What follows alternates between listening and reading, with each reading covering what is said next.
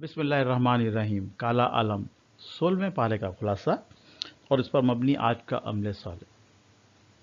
یہ پیشکش ہے جناب professor doctor major general retired Hamid Shafiq Hilal Imtiaz military. اس پارے میں 3 حصے ہیں: سورۃ کہف کا بقیہ حصہ، سورۃ مریم مکمل، سورۃ طٰ مکمل۔ سورۃ کہف کے بقیہ حصے میں 2 باتیں یہ ہیں: حضرت موسیٰ اور خضر علیہ السلام کا قصہ، ذوالقرنین کا قصہ۔ حضرت موسیٰ اور خضر علیہ السلام کے قصے میں بتایا گیا ہے کہ حضرت موسیٰ علیہ السلام کو جب اللہ کی طرف سے یہ اطلاع ہوئی کہ سمندر کے کنارے ایک ایسے صاحب رہتے ہیں جن کے پاس ایسا علم ہے جو آپ کے پاس نہیں، تو آپ ان کی تلاش میں چل پڑے۔ چلتے چلتے آپ سمندر کے کنارے پہنچ گئے اور یہاں آپ کی ملاقات حضرت خضر علیہ السلام سے ہوئی اور آپ ان کے ساتھ رہنے کی اجازت مانگی۔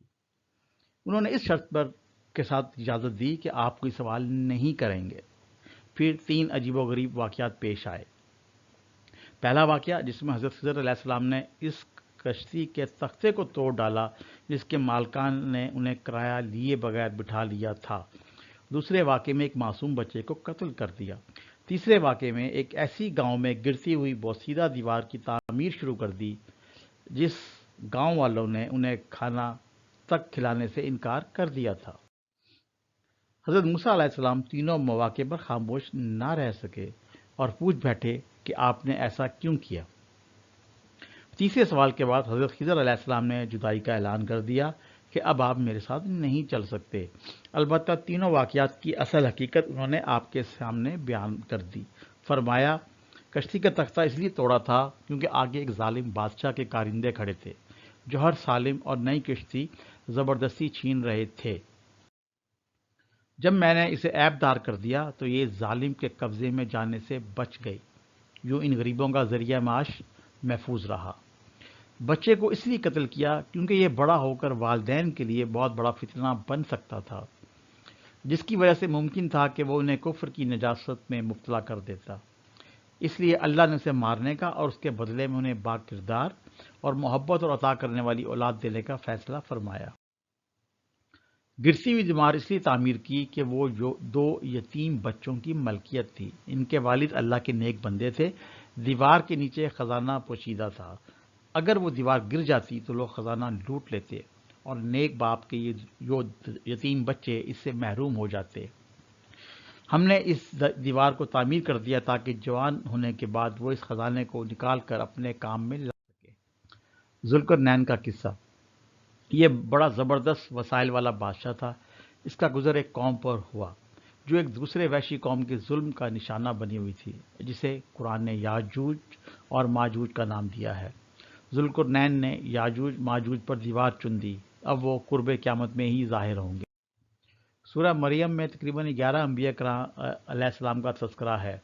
3 انبیاء کرام علیہ السلام کا ذکر قدر تفصیلی ہے۔ حضرت یحییٰ علیہ السلام کی ولادت اللہ تعالیٰ نے زکریا علیہ السلام اور ان کی اہلیہ کو بڑھاپے میں بیٹا عطا فرمایا، جسے نبوت سے بھی سرفراز فرمایا۔ نمبر 2، حضرت عیسیٰ علیہ السلام کی ولادت اللہ تعالیٰ نے حضرت عیسیٰ علیہ السلام کو بغیر باپ کے پیدا فرمایا اور انہیں بچپن میں ہی گواہی عطا فرما دی۔ حضرت ابراہیم علیہ السلام کی اپنے والد کو دعوت کہ شرک نہ کریں۔ اللہ نے مجھے علم دیا ہے، میری بات مان لیں، شیطان کی بات نہ مانیں۔ وہ اللہ کا نافرمان ہے، اس کی مانیں گے تو اللہ کا عذاب آئے گا۔ باقی 8 انبیاء کرام کا یا تو بہت مختصر ذکر ہے یا صرف نام آیا۔ ان میں حضرت موسیٰ علیہ السلام، حضرت ہارون علیہ السلام، حضرت اسماعیل علیہ السلام، حضرت اسحاق علیہ السلام، حضرت یعقوب علیہ السلام، حضرت ادریس علیہ السلام، حضرت آدم علیہ السلام اور حضرت نوح علیہ السلام۔ سورۃ طٰ میں 3 باتیں یہ ہیں: تسلی رسول، حضرت موسیٰ علیہ السلام کا قصہ، حضرت آدم علیہ السلام کا قصہ۔ تسلی رسول، حضور اکرم صلی اللہ علیہ وسلم قرآن کی تلاوت اور دعوت دونوں میں بے پناہ مشقت اٹھاتے تھے۔ راتوں کو نماز میں اتنی طویل قرأت فرماتے کہ پاؤں مبارک میں ورم آ جاتا اور پھر انسانوں تک قرآن کے ابلاغ اور دعوت میں بھی اپنی جان جوکھوں میں ڈالتے تھے۔ اور جب کوئی اس دعوت پر کان نہ دھرتا تو آپ کو بے پناہ غم ہوتا۔ اس لیے رب کریم نے کئی مقامات پر آپ کو تسلی دی ہے۔ یہاں بھی یہی سمجھایا گیا کہ آپ اپنے آپ کو زیادہ مشقت میں نہ ڈالیں۔ اس قرآن سے ہر کسی کا دل متاثر نہیں ہو سکتا، یہ تو صرف اس شخص کے لیے نصیحت ہے جو دل میں اللہ کا خوف رکھتا ہو۔ حضرت موسیٰ علیہ السلام کا قصہ۔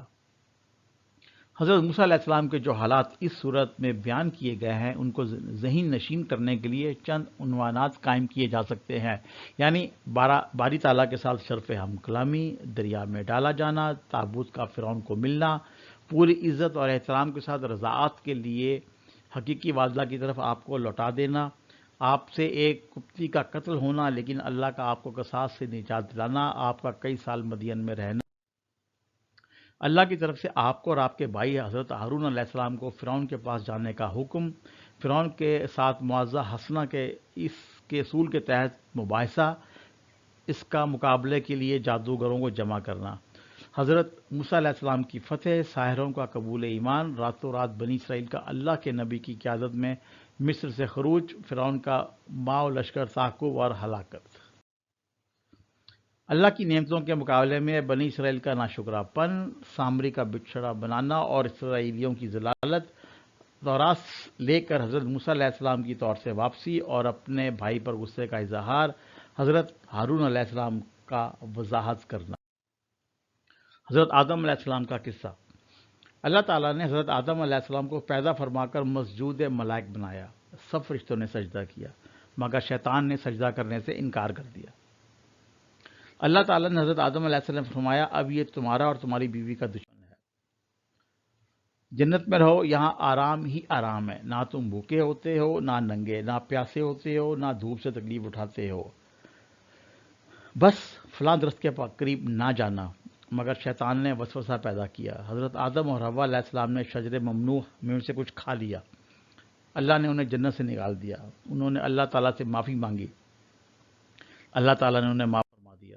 آج کا عمل صالح، سبحان اللہ و بحمدہ سبحان اللہ العظیم 100 مرتبہ صبح شام پڑھیں۔